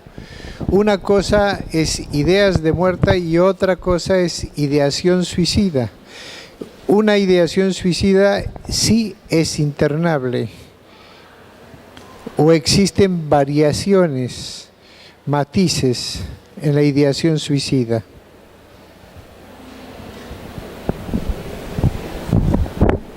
Bien, existe toda una semiología, digamos, a veces en psiquiatría una golondrina no hace verano, ¿no es cierto? Entonces, tenemos que ver qué significa para ese paciente ideación suicida y tenemos que buscar, por ejemplo, factores de protección que este paciente pueda tener. Tenemos que discriminar si la ideación suicida o es ideación de muerte, porque muchas veces el paciente dice que se quiere morir, sí, pero cuando uno indaga más profundamente, él plantea que no, lo que espera es que Dios se acuerde de él y lo lleve porque de esta manera no quiere seguir viviendo. Y otra cosa es cuando el paciente dice que sí, que él quiere morirse y se quiere matar. Cuando aparece esta ideación suicida, ahí lo que nosotros tenemos que investigar, por ejemplo, es qué lo saca al paciente de esa idea.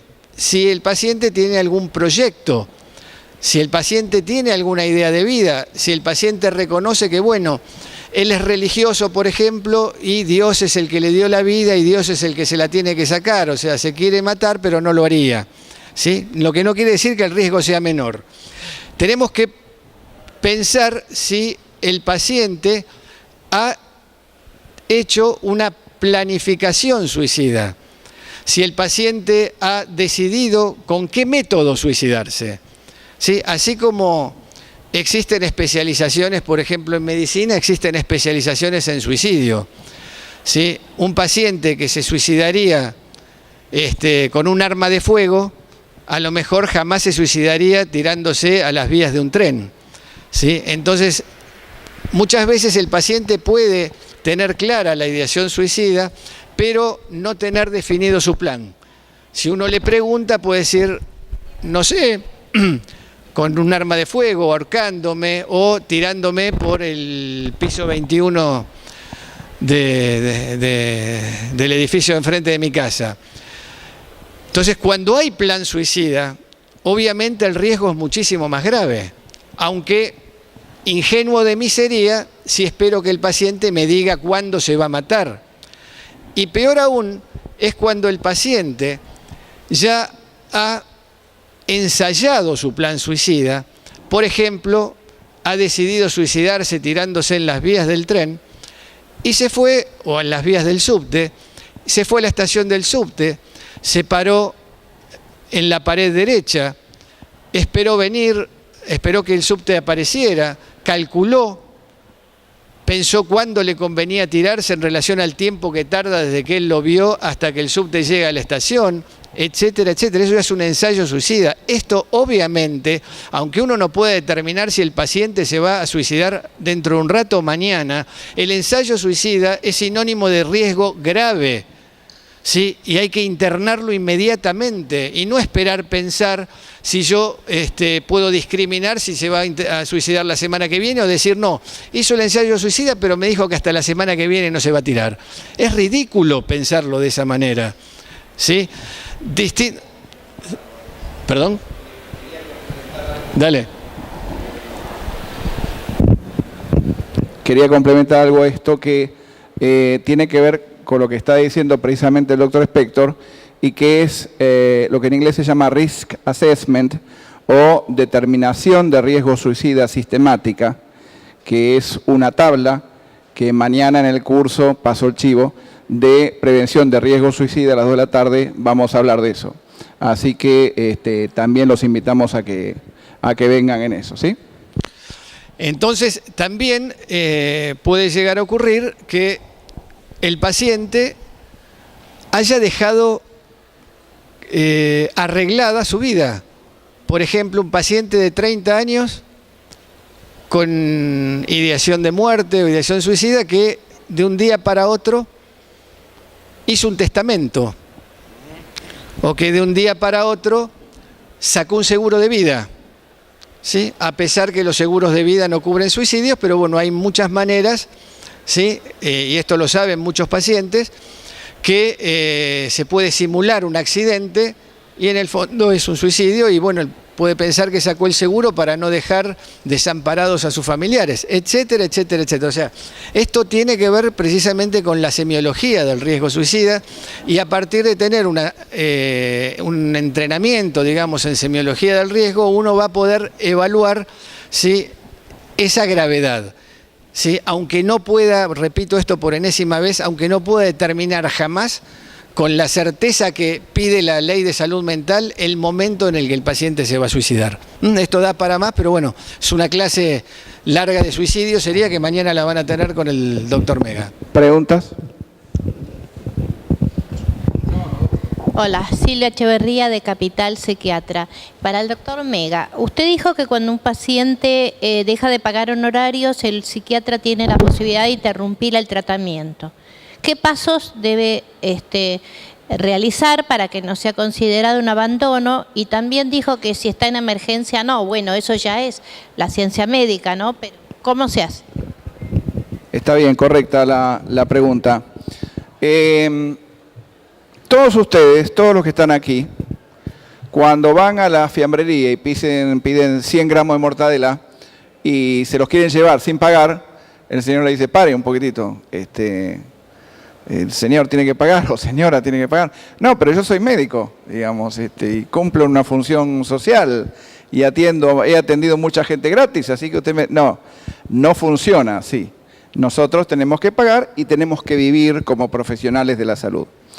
De la misma manera, cuando mencioné en la clase esto, el contrato de locación de servicios implica responsabilidades bilaterales. Cuando se celebra ese contrato, la parte contratante, es decir, el paciente, tiene que comprometerse a pagar en lo que sea, un chancho, un zapallo, plata, lo que ustedes quieran, algo con lo que va a retribuir de alguna manera el servicio que nosotros prestamos de alguna forma. El hecho de no pagar, y esto entendido desde el punto de vista legal, extingue el contrato, lo termina inmediatamente y deslinda a la parte prestadora, es decir, a nosotros, de toda responsabilidad de seguir el seguimiento. Todo esto hablado en términos fríos y legales. Ahora, claro, acá está en medio la vida y la salud de la gente y nuestra función como médicos, y esto nos hace a nosotros ver la cosa de una manera distinta, con un sesgo distinto. Bueno, ¿cómo se deslinda esta cuestión que es la pregunta puntual de la doctora? En primer lugar, con el tema de considerar si el paciente representa o no una emergencia, puntualmente, su estado mental. Si el paciente está en un estado grave que requiere nuestros servicios, nosotros podemos seguirlo asistiendo hasta la compensación de ese paciente y luego derivarlo a algún otro lugar público donde pueda seguir siendo asistido. No hay una obligación ya, porque el paciente rompió el contrato al no pagar, no hay una obligación de la consecución de ese servicio ad calendas grecas, como diría decir, hasta el infinito. No, no lo hay. Nadie les va a reclamar ese tema. Lo que sí hay que hacer puntualmente es documentar todo esto, ponerlo en la historia clínica. Juan Carlos, que vino a atenderse conmigo desde hace 2 años, manifiesta que no puede pagar porque lo echaron, porque se separó, por lo que fuera. Independiente. Su estado permite culminar el tratamiento aquí y ahora, eso se pondría en historia clínica, y ser derivado para su atención en el hospital, en la sala, donde sea, por su obra social XX, ¿sí? Pero uno lo documenta y finaliza y firma esa cuestión. Todo lo que no está escrito, y esto lo dice mi amigo el doctor Spector, nunca pasó, no existió, no se puede probar, etcétera, etcétera. Entonces, por favor, escriban, escriban, escriban, escriban. Ahí hay un montón de laboratorios con un montón de viromes y papelitos, entonces sáquenle todas las viromes así caníbalamente, si no, les sacan todas las viromes, los papeles, los anotadores y lo usan para escribir en sus consultorios, en sus casas o donde fuera. ¿Sí? Este sería el punto. No sé si está respondida la pregunta puntualmente. Sí, hay una pregunta ahí en el fondo.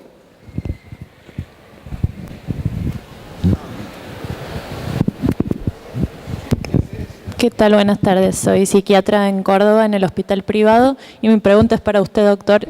Sí, usted habló del tema del doble vínculo, de no trabajar a doble vínculo.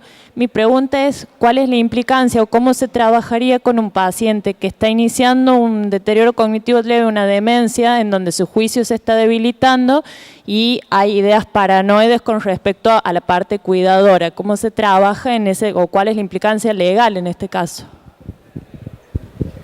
La pregunta es correctísima. La pregunta es correctísima. Cuando yo hablo de doble vínculo, hablo de un vínculo en el cual los intereses del paciente al pedir asistencia son perjudicados. Por ejemplo, que uno le pase al empleador información sobre el alcoholismo del paciente que está tratando. Eso minaría, por ejemplo, las posibilidades de ascenso de ese paciente dentro de su compañía. O un paciente que yo atiendo que pertenece o tiene un seguro de vida y la aseguradora me pregunta a mí sobre ideación suicida de este paciente. Y yo revelo información que podría afectar su póliza. O un paciente, una paciente que está separada de hecho, en trámite de divorcio con una disputa por tenencia y yo paso información al marido y al abogado de la contraparte. Eso, todas esas situaciones son situaciones de doble vínculo. O la situación de tener negocios con el paciente. Poner un choripán, por ejemplo, con un paciente y compartir gastos de mantenimiento del choripanero. ¿Sí? Bueno, todos esos son vínculos que estropean el vínculo principal, que es la relación terapéutica en ese punto. Ahora, yendo puntualmente a lo suyo, usted lo que tiene que, cuando tiene un paciente con capacidad cognitiva en descenso y cuyo pronóstico, por lo que usted estima, es que la cosa no va a mejorar, sino que va a empeorar, tiene la obligación formal de ampliar el círculo de cuidado a las personas más, a los related one, como sería en inglés, a los más cercanos, a los inmediatos, para protección de esa persona. Y así lo consigna en la historia. Es decir, usted no solamente lo hace, pero aparte lo consigna. Dado el estado de Miguel, yo informo, usted le avisa a Miguel, por supuesto, y le dice, usted está mal, y yo tengo que decirle lo mal que está su familia. Precisamente ayer, no se trataba exactamente de una cuestión así, pero un paciente ingeniero que tengo hace 2 años en tratamiento, viene muy angustiado a su consulta, justo el día de ayer, que me tenía que venir para acá. Y me dice que tuvo un pico de 21,14 en su trabajo y viene y se siente mal. Cosa insólita, le tomé la presión, la presión estaba en un 16-11 más o menos. Lo mediqué, porque soy médico, digamos, entonces lo mediqué con un enalapril, le bajó en el curso de la sesión la presión y le ordené que no fuera a trabajar a pesar que tenía una entrevista con un candidato presidencial, digamos, ¿sí? No solamente no fue a trabajar, sino que llamé a mi cardiólogo para que lo atienda en el día de hoy. Y le avisé, le dije, yo le voy a avisar a su mujer y a su jefe y usted mañana no va a trabajar. Y así lo hice delante de él. Pero ¿qué estoy haciendo? Estoy ampliando el círculo de cuidado porque yo temo, y eso fue lo que le dije, por su salud y por las macanas de la sobreexigencia que usted tiene, pese a que no tiene un trastorno cognitivo, la exigencia que usted tiene con esta cuestión. ¿Sí? ¿Se entiende un poquito el tema? Es decir, pero todo informado y todo anotado. Uno como médico, a veces los médicos lo que tenemos somos timoratos y temerosos en determinadas cuestiones. Nuestra profesión médica nos habilita a nosotros para ser ejecutivos, pero eso sí, no en el estilo paternalista, que ya desapareció de la práctica médica, sino en un estilo de cooperación. Mire, le digo Pablo, así se llama, mire Pablo, yo hago esto porque yo sé que si yo no hago esto, usted mañana se va a trabajar de Lanús a Tigre y usted no va a estar bien.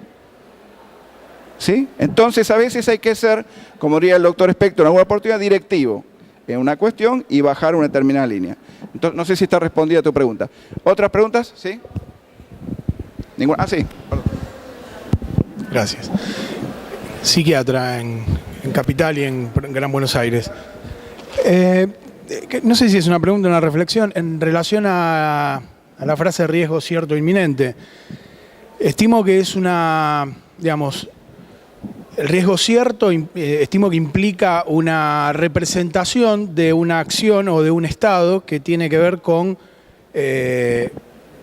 conductas disruptivas, conductas, digamos, que están por fuera de situaciones esperables para sostener la vida, básicamente, y la inminencia, los aditivos que puedan tener ese tipo de situación, es decir, evaluar a un paciente con una cantidad de intercurrencias clínicas y que atraviese por distintas situaciones vitales, puede generar un estado de análisis pertinente para poder determinar que ese paciente tiene riesgo cierto, y la inminencia también me parece que es determinable, es decir, a través de las sumatorias que puedan incluirse dentro de ese análisis, ¿no? Es decir, no pido disculpas porque llegué tarde, pero digo, no entendí bien por qué la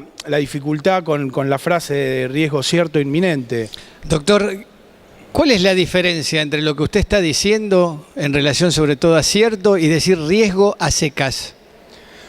Y por ejemplo, un paciente que tiene, un border que se toma 2 comprimidos de ribotril porque se quiso matar, eso es riesgo, ¿correcto? Es un riesgo. Si hay rectificación de la conducta, ya atenúa un poco el riesgo. Si hay factores continentes en el medio o alguna red, digamos que ya la inminencia quedaría descartada, porque si tengo padres, madre o hermanos y tengo continencia y hay preocupación y están en el momento y en el lugar de la entrevista y están predispuestos y aceptan las indicaciones, digo, sacaría del medio la inminencia. Es decir, yo lo podría ver análogo, andar a 250 con un auto es una cuestión de riesgo, ¿cierto? Cierto, ¿no es cierto? Es claramente riesgoso andar a 200. Grave. Sí. Grave. El riesgo, cuando yo lo diagnostico, pasa a ser cierto. Entonces lo que yo tengo que evaluar es si es grave, es moderado o es leve. Decir riesgo cierto es una redundancia, porque yo le estoy dando certeza al riesgo una vez que lo diagnostico. Entonces lo que cobra importancia es la gravedad. ¿Sí? Porque si no estoy haciendo una tautología, estoy diciendo riesgo, ¿sí? Al decir riesgo cierto. ¿Sí? ¿Se entiende? Entonces, no hay, el tema es cuando se toma de esta manera y se corre la gravedad o no gravedad y se diluyen las aguas de esta entelequia que no sé quién la inventó, sí sé quién la inventó, digamos. ¿Sí? Porque partamos de la base que esta es una ley ideologizada, no es una ley científica. Entonces lo que se busca es abortar posibilidades de internación, aunque eso le cueste después un dolor de cabeza grande, grave, cierto, inminente, al psiquiatra. ¿Sí? Entonces, decir riesgo cierto es decir riesgo. La certeza se la da el diagnóstico de riesgo. ¿Sí? Una vez que yo diagnostico riesgo, es riesgo. Ahora, lo fundamental, a partir de nuestra formación, es poder colocar ese riesgo en su verdadera dimensión. ¿Cuáles son esas de verdadera dimensión? Puede ser grave, puede ser leve, puede ser moderado. Un border, que dio el ejemplo, tiene riesgo en sus, digamos, de suicidarse. Sí, lo tiene. Pero si no está en crisis, en descompensación, ese es el mismo riesgo que puede llegar a tener toda su vida. ¿Sí? Diferente es cuando el border se descompensa. Ahí ese riesgo se convierte en grave. ¿Sí? O sea, cuando yo le doy el paso de posibilidad a probabilidad, ese riesgo es grave. Es cierto en los dos casos. O alguien me va a decir que no es cierto que un border tiene riesgo de suicidio. ¿Es cierto o no es cierto? Y por ahí ese border no se suicida nunca. O se suicida cuando cumple los 80. ¿Es riesgo o no es riesgo que un border descompensado se puede suicidar? Es riesgo. Edu, ¿sí? Quería hacer una pregunta. Estamos por terminar, pero no quería terminar esto antes de pasar al... Los que quieran, por supuesto, al curso en el otro Atlántico. Que entre paréntesis, déjame acordar, sí. En el curso yo voy a hablar de otra cuestión que también tiene que ver con riesgo, que es el tema del certificado médico y simulación. Ahí está. En el caso del riesgo que tiene el psiquiatra de otorgar de favores certificados médicos, todas las cuestiones que puede llegar a generarle, ¿sí? Bien. Antes de terminar, quería hacer una pregunta a mi amigo Daniel, como médico inglés más que argentino, digamos, en estos momentos, de cómo lo miran los otros psiquiatras a él cuando se enteran que tiene un tema legal por el cual es investigado, digamos, ¿no? ¿Cómo te tratan tus colegas ingleses, digamos? No soy el único. El carácter... En relación, Andrés, en relación con lo que planteabas vos del tema del contrato y del setting, el contrato del paciente en Gran Bretaña no es con el médico, el contrato es con el servicio de salud, es con el Estado. Legalmente el paciente establece un contrato con el Estado por el cual el paciente paga impuesto a las ganancias, que es el impuesto que mantiene el servicio de salud, y el servicio de salud le debe proveer al paciente de asistencia a sus necesidades clínicas. Y yo soy un empleado del servicio de salud. No hay ninguna... ¿Cómo? No hay contratación privada. No hay ningún tipo de mirada en particular por el hecho de que los suicidios son un fenómeno frecuente. Simplemente a mí me pasó que el año pasado 3 personas que vivían en mi área se suicidaron. Otro tema que yo quería decir, y yo realmente hace 25 años que estoy afuera del país y mi conocimiento de la ley de salud mental, etcétera, es muy aleatorio. Pero en un contexto totalmente distinto y sin la ley de salud mental específica a la cual Eduardo se refería, tenemos situaciones muy similares, porque es un contexto, en un contexto de contención de costos, donde se nos está diciendo en todo momento traten de internar lo menos posible. El problema del risk assessment, de la evaluación de riesgo, es exactamente similar y los mismos dilemas que enfrentan ustedes con la ley de salud mental. Estoy totalmente de acuerdo, pero totalmente de acuerdo con lo que dijo Eduardo. Y es exactamente reflejado en la sociedad británica también. Los problemas que tenemos son no por haber internado, sino por no haber planteado internación cuando la internación se podía haber planteado. Muchos médicos han tenido problemas por no haber detenido involuntariamente a un paciente más que por haber ahorrado la internación. O sea, estoy totalmente de acuerdo con lo que decía Eduardo y mi práctica también lo corrobora. Bueno, damos por terminado. Muchas gracias por estar. Los que quieran, los invitamos ahora a continuación en el Atlántico B o A, no sé cuál es. Al lado.